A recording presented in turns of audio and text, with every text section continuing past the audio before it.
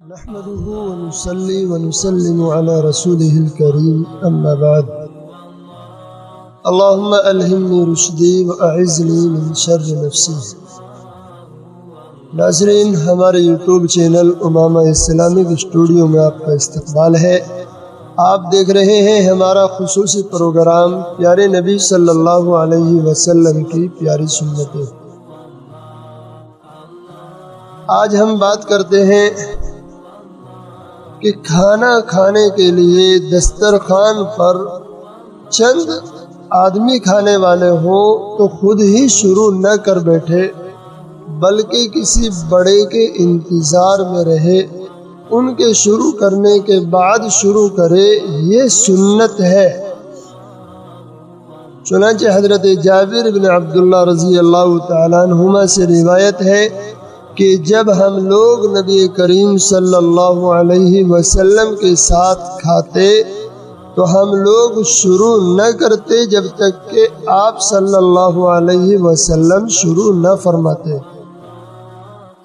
اور حضرت عبداللہ ابن عباس رضی اللہ تعالیٰ عنہما فرماتے ہیں کہ نبی کریم صلی اللہ علیہ وسلم جب پلاتے یعنی کھلاتے تو فرماتے بڑوں سے شروع کرو۔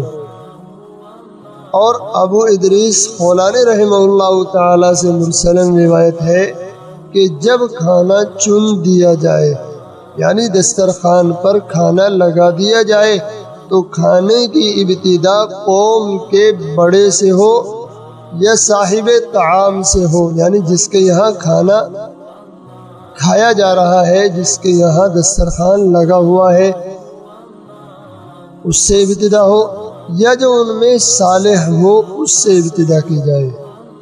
تو معلوم ہوا کہ دسترخوان پر اگر چند لوگ کھانا کھانے والے ہوں تو خود ہی شروع نہ کر بیٹھے، بلکہ کسی بڑے کے انتظار میں رہے، ان کے شروع کرنے کے بعد شروع کرے۔